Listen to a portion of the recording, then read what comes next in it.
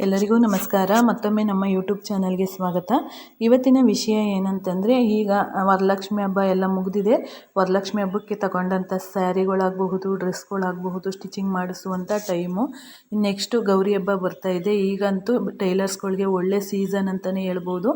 ಆದರೆ ಯಾವ ರೀತಿ ನಾವು ಟೈಮ್ ಮ್ಯಾನೇಜ್ಮೆಂಟನ್ನು ಈ ಟೈಮಲ್ಲಿ ಮಾಡ್ಕೋಬೇಕು ಅನ್ನೋದನ್ನು ಈ ವಿಡಿಯೋದಲ್ಲಿ ನಾನು ತಿಳಿಸ್ಕೊಡ್ತಿದ್ದೀನಿ. ನಾನು ಹೇಗೆ ಟೈಮ್ ಮ್ಯಾನೇಜ್ಮೆಂಟನ್ನು ಮಾಡ್ಕೋತೀನಿ ಇಂಥ ಟೈಮ್ಗಳಲ್ಲಿ ಅನ್ನೋದನ್ನು ನಾನು ನಿಮಗೆಲ್ಲ ತಿಳಿಸ್ಕೊಡ್ಬೇಕು ಅಂತಿದ್ದೀನಿ. ಹಾಗಿದ್ರೆ ಈಗ ವಿಡಿಯೋನ ಶುರು ಮಾಡೋಣ. ಅಲ್ಲ ಹೇಗೆ ಅಂತಂದರೆ, ಫಸ್ಟು ಈಗ ಬಟ್ಟೆಗಳನ್ನು ತಂದು ಕೊಡ್ತಾರೆ ಅಂತಂದಾಗ ನೀವು ತಿಳ್ಕೊಬೇಕು, ನಿಮಗೆ ಈಗ ಒಬ್ಬೊಬ್ಬರೇ ಒಂದು 5-6 ಜೊತೆಗಳನ್ನು, ಒಂದು 5-6 ಸ್ಯಾರಿಗಳನ್ನು ತಂದು ಕೊಡುವಂಥದ್ದಿದೆ. ಹಾಗಿದ್ದಾಗ ನಿಮಗೆ ಎಷ್ಟು ಬ್ಲೌಸು ಬೇಕಾಗತ್ತೆ, ನಿಮಗೆ ಹಬ್ಬಕ್ಕೆ ಎಷ್ಟು ಬ್ಲೌಸು ಬೇಕು ಅನ್ನೋದನ್ನು ತಿಳ್ಕೊಬೇಕು.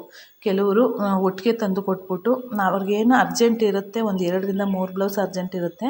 ಈ ಒಂದು 2-3 ಬ್ಲೌಸ್ ಅರ್ಜೆಂಟ್ ಇದ್ದಾಗ ನಮಗೆ ಕೇಳ್ಕೋಬೇಕು ಎಷ್ಟು ಬೇಕಾಗುತ್ತೆ ನಿಮಗೆ ಅಂತ ಅನ್ನೋದನ್ನು ಕೇಳಿಕೊಂಡು ಅದನ್ನು ಬರೆದಿಟ್ಕೋಬೇಕು. ಈಗ ಒಂದು 10 ಬ್ಲೌಸು ಒಬ್ಬರೇ ಕೊಟ್ಟಿದ್ದಾರೆ ಅಂದರೆ ಅದರಲ್ಲಿ ಒಂದು ಅರ್ಜೆಂಟು 5 ಬ್ಲೌಸ್ ಇದೆ ಅಂತಂದಾಗ ಈ 5 ಬ್ಲೌಸನ್ನು ನಾವು ಸ್ಟಿಚಿಂಗಿಗೆ ತಗೊಂಡು ಇನ್ನು 5 ಬ್ಲೌಸನ್ನು ಈ ಹಬ್ಬ ಆದಮೇಲೆ ನಮ್ಗೆ ಯಾವ ಫ್ರೀ ಟೈಮ್ ಇರುತ್ತಲ್ಲ ಆ ಟೈಮ್ಗೆ ಅದನ್ನು ಇಟ್ಕೋಬೇಕು. ಒಂದು ಜೊತೆಗೆ ನಾವು ಬೆಳಿಗ್ಗೆ ಇಂದ ರಾತ್ರಿ ಟೈಮ್ವರೆಗೂ ಒಂದೊಂದು ದಿನ ಮಧ್ಯರಾತ್ರಿವರೆಗೂ ಸ್ಟಿಚಿಂಗ್ ಮಾಡುವಂಥದ್ದು ಈ ಸೀಸನಲ್ಲಿರುತ್ತೆ. ಅಂಥ ಟೈಮಲ್ಲಿ ನಾವೇನು ಮಾಡಬೇಕು ಅಂತಂದಾಗ ಅದ್ರ ಜೊತೆಗೆ ನಮ್ಮ ಆರೋಗ್ಯನೂ ಸಹ ಕಾಪಾಡ್ಕೋಬೇಕು. ಹಾಗಾಗಿ ಒಂದು ದಿನ ಎಲ್ಲ ನೀವು ಕಟಿಂಗನ್ನು ಮಾಡಿ ಇಟ್ಕೋಬೇಕು. ಕಟಿಂಗನ್ನು ಯಾವ ರೀತಿ ಮಾಡ್ಕೋಬೇಕು ಅಂತಂದರೆ, ಎಲ್ಲ ಲೈನಿಂಗ್ ಎಲ್ಲ ಕಟ್ ಮಾಡಿರ್ತೀರ ಅಥವಾ ಮೇನ್ ಫ್ಯಾಬ್ರಿಕಲ್ಲೇ ಕಟ್ ಮಾಡಿರ್ತೀರ ಅಂದ್ಕೊಳ್ಳಿ, ಅದನ್ನು ಲೈನಿಂಗ್ ಸಮೇತ ನಾವು ಕಟಿಂಗ್ ಮಾಡಿ ಇಟ್ಕೋಬೇಕು. ಜೊತೆಗೆ ಅದಕ್ಕೆ ಯಾವ ದಾರ ಬೇಕು ಅನ್ನೋದನ್ನು ಸೈಡ್ಗೆ ಎತ್ತಿಟ್ಕೋಬೇಕು. ಲೈನಿಂಗೆಲ್ಲ ಐರನ್ ಮಾಡಿ ನಾನು ಜಾಸ್ತಿ ಮೇನ್ ಫ್ಯಾಬ್ರಿಕ್ ಮೇಲೆ ಕಟಿಂಗ್ ಮಾಡೋದ್ರಿಂದ ನಾನು ಹೇಗೆ ಮಾಡ್ತೀನಿ ಅಂದರೆ, ಒಂದೇ ಅಳತೆ ಇರುತ್ತೆ. ಒಂದು 5 ಬ್ಲೌಸು ಒಬ್ರಿಗೆ ಒಂದೇ ಅಳತೆದು ಬೇಕು ಅಂದಾಗ ಒಂದು 5 ಬ್ಲೌಸನ್ನು ನಾವು ಇಟ್ಟು ಒಂದೇ ಸತ ಕಟ್ ಮಾಡ್ಬೋದು. ಆದರೆ ನೀವು ಕೇಳ್ಬೋದು, ಎಲ್ಲನೂ ಒಂದೇ ಡಿಸೈನ್ ಹೇಳಿರ್ತಾರ ಅಂತ. ಮೈ ಭಾಗ ಏನಿದೆ, ಸ್ಲೀವ್ಸ್ ಏನಿದೆ ಎಲ್ಲ ಒಂದೇ ರೀತಿ ಇರುತ್ತೆ ತಾನೇ, ಒಂದೇ ಅಳತೆಯಲ್ಲಿ. ಹಾಗಿದ್ದಾಗ ನಾವೇನು ಮಾಡ್ಕೋಬೇಕು, ಒಂದೇ ಸತಿ ಎಲ್ಲನೂ ಮಡಚಿಟ್ಕೊಂಡು, ನಿಮ್ಗೆ ಇಂಟ್ರೆಸ್ಟ್ ಇದ್ದರೆ ಕೇಳಿ, ನಾನು ಅದನ್ನು ವೀಡಿಯೋ ಮಾಡಿ ಹಾಕ್ತೀನಿ. ಒಂದೇ ಸತಿ 3-4-5 ಬ್ಲೌಸನ್ನು ಕೂಡ ಕಟಿಂಗನ್ನು ಮಾಡ್ಕೋಬೋದು. ಆಗ ನಮಗೆ ತುಂಬಾ ಟೈಮ್ ಸೇವ್ ಆಗುತ್ತೆ. ಜೊತೆಗೆ ಕಾಜಾ ಹುಕ್ಸ್ ಹಾಕೋದಕ್ಕೆ ನಿಮ್ಮ ಅಕ್ಕಪಕ್ಕದಲ್ಲಿ ಸುಮಾರಾಗಿ ನಮಗೆ ಕಾಜಾ ಹುಕ್ಸ್ ಬರುತ್ತೆ, ಕಟಿಂಗ್ ಸ್ಟಿಚಿಂಗ್ ಬರಲ್ಲ ಅನ್ನೋವಂಥವ್ರು ಇದ್ದರೆ ಅವರನ್ನು ಒಂದು ಬ್ಲೌಸ್ಗೆ ನಾವು ಇಷ್ಟನ್ನು ಕೊಡ್ತೀವಿ ಅಂತ ಹೇಳ್ಕೊಂಡು ಅದನ್ನು ಕಾಜಾ ಹುಕ್ಸು ನಮಗೆ ಎಕ್ಸ್ಟ್ರಾ ಕೆಲಸ ಆಗುವಂಥದ್ದೇ ಅಲ್ಲಿ.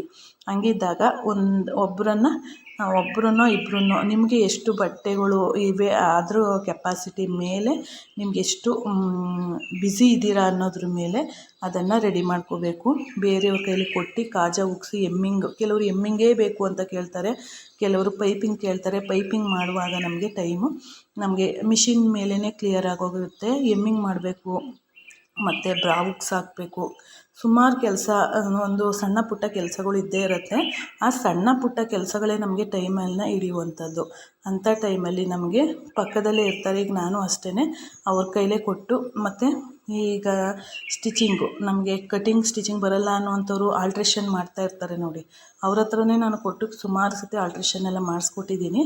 ಅವ್ರ ಹತ್ರನೇ ನಾನು ಕಾಜಾ ಹುಕ್ಸ್ ಎಲ್ಲ ಹಾಕ್ಸೋದು. ಹಾಗಾಗಿ ಎಲ್ಲ ಟೈಮಲ್ವಲ್ಲ, ನಾವು ಫ್ರೀ ಇದ್ದಾಗ ನಾವೇ ಮಾಡ್ಕೊಳ್ಳೋಣ. ಇಂಥ ಬ್ಯುಸಿ ಟೈಮಲ್ಲಿ ನಮಗೆ ಅದು ಮಾಡುವಂಥ ಟೈಮಲ್ಲಿ ಒಂದು ಬ್ಲೌಸನ್ನು ಸ್ಟಿಚ್ ಮಾಡ್ಕೋಬೋದು ಅಲ್ವಾ. ಹಾಗಾಗಿ ನಾನು ಈ ಮೆಥಡನ್ನು ಫಾಲೋ ಮಾಡ್ತೀನಿ. ಜೊತೆಗೆ ನೀವು ಹೇಗೆ ಮಾಡಬೇಕು, ಬೆಳಿಗ್ಗೆ ಸ್ವಲ್ಪ ಬೇಗ ಎದ್ಬಿಟ್ಟು ನಮ್ಮ ಮನೆ ಕೆಲಸ ಶುರುವಾಗೋದಷ್ಟಕ್ಕೆ ಅಷ್ಟೊತ್ತಿಗೆ, ಈಗ ಒಂದು 5 ಗಂಟೆಗೆ ಹೇಳ್ತೀರಾ ಅಂತಂದರೆ ಒಂದು 6:30ವರೆಗೆ ಒಂದು 2 ಬ್ಲೌಸನ್ನು ನಾವು ಸ್ಟಿಚ್ ಮಾಡ್ಕೊಂಬಿಡ್ಬೋದು. ಮಾಡಿಟ್ಟು, ಯಾಕೆ ಅಂದರೆ ಒಂದೇ ಸಮ ಬೆಳಗ್ಗೆಯಿಂದ ಸಂಜೆವರೆಗೂ ಕೂತು ನಾವು ಟೈಲರಿಂಗ್ ಮಾಡ್ತಾ ಇದ್ದರೆ ನಮಗೆ ಸ್ಟ್ರೈನ್ ಆಗುತ್ತೆ. ಹಾಗಾಗಿ ಈಗ ಒಂದು 2 ಬ್ಲೌಸು, ಅಥವಾ ಲೇಟಾಗಿ ಸ್ಟಿಚ್ ಮಾಡ್ತೀರಾ ಅಂದರೆ ಒಂದು ಬ್ಲೌಸು ಆರಾಮಾಗಿ ಸ್ಟಿಚ್ ಮಾಡ್ಬೋದು. ಈಗ ನಾವು ಒಂದು 2-3 ಬ್ಲೌಸನ್ನು ಸ್ಟಿಚ್ ಮಾಡ್ಕೋಬೋದು 1:30 ಗಂಟೆಗೆ. ಎಲ್ಲ ರೆಡಿ ಮಾಡಿ ಇಟ್ಕೊಳ್ಬೇಕು ಅಂತ ಹೇಳಿದ್ನಲ್ವ, ಹಾಗೆ ಸ್ಟಿಚ್ ಮಾಡ್ಕೊಂಡಿದ್ದೀವಿ ಆಗ ನಾವು ಸ್ಟಿಚ್ ಮಾಡ್ಕೋತೀವಿ. ಆ ಸ್ಟಿಚ್ ಮಾಡ್ಕೊಂಡಿದ್ದಾದಮೇಲೆ ಎದ್ದೇಳೋದು. ಎದ್ದು ನಮ್ಮ ಮನೆ ಕೆಲಸ ಏನಿದೆ ಇದೇ ಮೆಥಡ್ ಈಗ ಏನು ನಾನು ನಿಮ್ಗೆ ಹೇಳ್ತಿದ್ದೀನೋ ಅದನ್ನೇ ನಾನು ಫಾಲೋ ಮಾಡೋದು.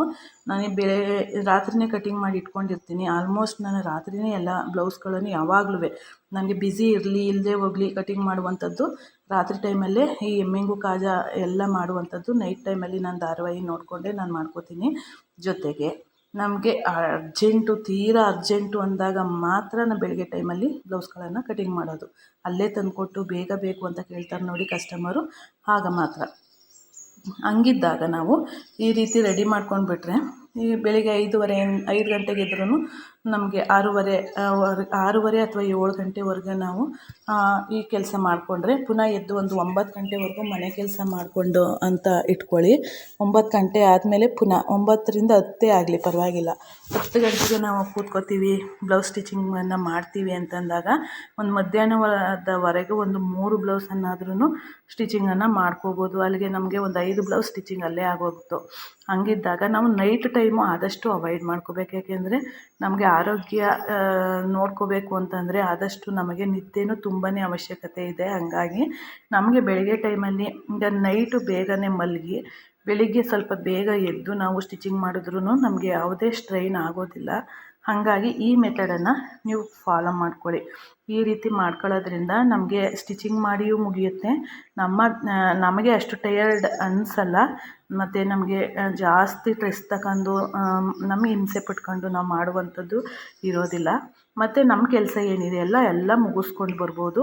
ನಾನು ಹೇಳ್ದಾಗೆ ನೀವು ಹೇಳಿದ್ನಲ್ಲ, ಎಷ್ಟು ಅವಶ್ಯಕತೆ ಇದೆ ಅಷ್ಟನ್ನು ಕೇಳ್ಕೋಬೇಕು. ಈಗ ನಮಗೆ ಒಂದು 10 ಬ್ಲೌಸ್ ಕೊಟ್ಟಿದ್ದಾರೆ, ಒಂದು 5 ಬ್ಲೌಸನ್ನು ನಾವು ಸ್ಟಿಚ್ ಬೇಕು ಅಂದಾಗ ನಾವು ಅದನ್ನು ಮುಗಿಸ್ಕೊಡ್ಬೋದು. ಇನ್ನು ಮಿಕ್ಕ 5 ಬ್ಲೌಸ್ ಏನಿದೆಯಲ್ಲ ಇವೆಲ್ಲ ಕೆಲಸ ಮುಗಿಸ್ಕೊಂಡು ಪುನಃ ನಮ್ಮ ಉಳಿಕೆ ಬ್ಲೌಸ್ಗಳು ಏನಿದೆ ಅವಕ್ಕೆ ನಾವು ಬರ್ಬೋದು, ಅವನ್ನು ಮುಗಿಸ್ಕೊಡ್ಬೋದು. ಯಾಕೆ ಅಂತಂದರೆ ನಾವು ಈ ರೀತಿ ಟೈಮನ್ನು ಮ್ಯಾನೇಜ್ಮೆಂಟ್ ಮಾಡ್ಕೊತು ಅಂತಂದರೆ ಆರಾಮಾಗಿ ಕೆಲಸನ ನಮಗೆ ಹಿಂಸೆ ಇಲ್ಲದಂತೆ ಟೆನ್ಷನ್ ಇಲ್ಲದಂತೆ ಫ್ರೀಯಾಗಿ ನಾವು ಕೆಲಸನ ಮುಗಿಸ್ಕೊಡ್ಬೋದು. ಈ ರೀತಿ ನೀವೂ ಕೂಡ ಫಾಲೋ ಮಾಡ್ಕೊಂಡು ಬಂದರೆ ಆದಷ್ಟು ನೀವು ಚೆನ್ನಾಗಿ ಬ್ಲೌಸ್ಗಳನ್ನು ಸ್ಟಿಚ್ ಮಾಡ್ಕೋಬೋದು ಮತ್ತು ನಿಮ್ಮ ಜೊತೆಗೆ ನಿಮ್ಮ ಮನೆ ಕೆಲಸನೂ ಮುಗಿಸ್ಕೋಬೋದು. ಇಂಥ ಟೈಮಲ್ಲಿ ಮನೆಯವರು ಸ್ವಲ್ಪ ಹೆಲ್ಪ್ ಮಾಡಿ ಕೊಡ್ತಾರೆ. ಯಾಕೆಂದರೆ ಅವ್ರಿಗೂ ನೋಡ್ತಾ ಇದ್ದಾಗ ಇಷ್ಟೊಂದು ಕೆಲಸ ಇದೆ ಅವ್ರಿಗೂ ಅಂತಂದಾಗ ಆಟೋಮೆಟಿಕ್ಕಾಗಿ ಅವರು ಮಾಡಬೇಕು ಅಂತ ಅವ್ರಿಗೂ ಅನಿಸುತ್ತೆ. ಯಾಕೆಂದರೆ ಅವರು ತುಂಬ ಕಷ್ಟಪಡ್ತಿದ್ದಾರೆ ನಮ್ಮ ಮನೆಗೋಸ್ಕರ ಅಂತಂದಾಗ ಯಾರೋ ಒಬ್ಬರು ಕೆಲವು 100ರಲ್ಲಿ ಒಂದು 10 ಜನ ಕೆಲಸ ಮಾಡಿಕೊಡದೇ ಇರ್ಬೋದು, ಒಂದು 90% ಅಷ್ಟು ಜನ ಇದನ್ನು ಮಾಡುವಂಥದ್ದಿದೆ. ಯಾಕೆಂದರೆ ಅವ್ರಿಗೂ ಗೊತ್ತಾಗುತ್ತೆ ಕೆಲಸ ಇದ್ದಾಗ ಒಬ್ಬ ಮನುಷ್ಯ ಎಷ್ಟು ಕೆಲಸ ಮಾಡ್ಬೋದು, ಹಂಗಿದ್ದಾಗ ಅವ್ರಿಗೂ ಸ್ಟ್ರೈನ್ ಆಗುತ್ತೆ ಅನ್ನೋದನ್ನು ತಿಳ್ಕೊಂಡು ಅವರು ಮಾಡಿಕೊಡೋದು ಅಂಥದ್ದಿದೆ. ನಮ್ಮ ಮನೇಲೂ ಹಾಗೆ ಇಷ್ಟೊಂದು ನಮಗೂ ಕೈ ಜೋಡಿಸ್ತಾರೆ. ಹಾಗಾಗಿ ನನಗೆ ಇಲ್ಲಿವರೆಗೂ ನಾನು ಈ ಕೆಲಸನ ಮಾಡ್ಕೊಂಡು ಬರೋದಕ್ಕೆ ಸಾಧ್ಯ ಆಯಿತು. ಈಗಾಗಲೇ ನಾನು ಶುರು ಮಾಡಿ ಒಂದು 22 ವರ್ಷ ರನ್ನಿಂಗಲ್ಲಿದೆ. ಅವತ್ತಿಂದ ಇವತ್ತು ಗಂಟನೂ ನಾನು ಸ್ಟಿಚಿಂಗನ್ನು ಮುಂದುವರ್ಸ್ಕೊಂಡು ಬಂದಿದ್ದೀನಿ. ಈ ಹಬ್ಬದ ಸೀಸನ್ಗಳಲ್ಲಿ ಆದಷ್ಟು ಈ ರೀತಿಯೇ ನಾನು ಫಾಲೋನ ಮಾಡಿಕೊಂಡು ಬರುವಂಥದ್ದು. ಹಾಗಾಗಿ ನಾನು ಕಸ್ಟಮರು ನಾವು ಹೇಳೋ ಟೈಮ್ಗೆ ನಾವು ಕೊಡ್ತೀವಿ ಅಂತಂದಾಗ ನಮಗೆ ಕಸ್ಟಮರು ಇನ್ಕ್ರೀಸ್ ಆಗ್ತಾರೆ. ಮತ್ತು ನಮಗೆ ನಾವು ಮಾಡೋ ಮೆಥಡಲ್ಲಿ ನಾವು ಈ ರೀತಿಯೆಲ್ಲ ನಾವು ಅಳವಡಿಸ್ಕೊಂಡ್ರೆ ನಮಗೂ ಸ್ಟ್ರೈನ್ ಇಲ್ಲದಂತೆ ಕೆಲಸನೂ ಮುಗಿಯುತ್ತೆ. ನಮಗೊಂದಷ್ಟು ಪೀಕಲ್ಲಿರುತ್ತೆ ಈ ಸೀಸನಲ್ಲಿ ನಮಗೆ ಸ್ಟಿಚಿಂಗ್ ಮಾಡೋದು ಒಂದು ಪೀಕಲ್ಲಿರುತ್ತೆ, ಅದನ್ನು ಮುಗಿಸ್ಕೋಬೋದು. ಮತ್ತು ಇದು ಮುಗೀತಿದೆ ಅಂದಾಗ ಮಹಾಲಯ ಅಮಾವಾಸ್ಯೆ ಅಂತ ಬರುತ್ತೆ. ನಮ್ಮ ಕಡೆ ಏನು ಮಾಡ್ತಾರೆ, ಎಡೆ ಇಡ್ತಾರೆ.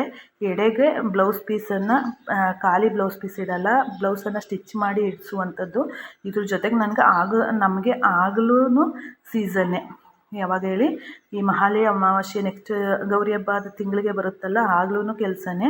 ಆವಾಗ್ಲೂ ಅಷ್ಟೇ ಇದೇ ಮೆಥಡು. ಜೊತೆಗೆ ನಮಗೆ ಆಗ ಎಡೆ ಇಡುವಂಥ ಕೆಲಸಗಳಲ್ಲೂ ಬ್ಯುಸಿ ಇರ್ತೀವಿ. ಅಂಥ ಟೈಮಲ್ಲೂ ನಾನು ಇವೆಲ್ಲನೂ ಇದೇ ರೀತಿ ಮ್ಯಾನೇಜ್ ಮಾಡುವಂಥದ್ದಿದೆ. ಆದಷ್ಟು ಒಂದು 10ರಿಂದ 11 ಗಂಟೆ ಒಳಗೆ ನಿದ್ದೆ ಮಾಡೋದನ್ನು ಅಭ್ಯಾಸ ಮಾಡ್ಕೋಬೇಕು. ಬೆಳಿಗ್ಗೆ ಸ್ವಲ್ಪ ಕೆಲಸನ ನೀಟಾಗಿ ಟೈಮನ್ನು ಮ್ಯಾನೇಜ್ ಕೆಲಸ ಮಾಡ್ಕೊಳ್ಳೋದ್ರಿಂದ ನಮ್ಮ ಕೆಲಸನೂ ಮುಗಿಯುತ್ತೆ. ಜೊತೆಗೆ ನಮಗೆ ಟೆನ್ಷನ್ ಫ್ರೀಯಾಗಿ ನಮ್ಮ ಆರೋಗ್ಯನೂ ಚೆನ್ನಾಗಿರುತ್ತೆ. ನಮ್ಮ ಆರೋಗ್ಯ ಚೆನ್ನಾಗಿದೆ ಅಂದರೆ ಇನ್ನು ಮುಂದಿನ ದಿನಕ್ಕೂ ನಾವು ಸ್ಟಿಚಿಂಗನ್ನು ಮಾಡೋದಕ್ಕಾಗತ್ತೆ. ನಾವು ಇವತ್ತೇ ಫುಲ್ ಸ್ಟ್ರೈನ್ ಮಾಡ್ಕೊಂಡ್ವಿ, ಫುಲ್ಲು ಬೆಳಗ್ಗೆ ಸಂಜೆ ಗಂಟೆ ಎದ್ದೇಳಲೇ ಇಲ್ಲ ಮಾಡ್ಕೊಂಡ್ವಿ ಅಂದರೆ ನಾವು ಬೆಳಗ್ಗೆ ಕೆಲಸ ಮಾಡೋದಕ್ಕಾಗೋದಿಲ್ಲ. ಯಾಕೆ ಅಂದರೆ ನಮ್ಮ ಬಾಡಿಗೂ ರೆಸ್ಟ್ ಅನ್ನೋದು ಬೇಕು, ಮತ್ತು ಅದಕ್ಕೆ ನಿದ್ದೆ ಬೇಕಾಗತ್ತೆ. ಹೀಗೆ ನೀವು ಟ್ರೈ ಮಾಡಿ. ಧನ್ಯವಾದಗಳು.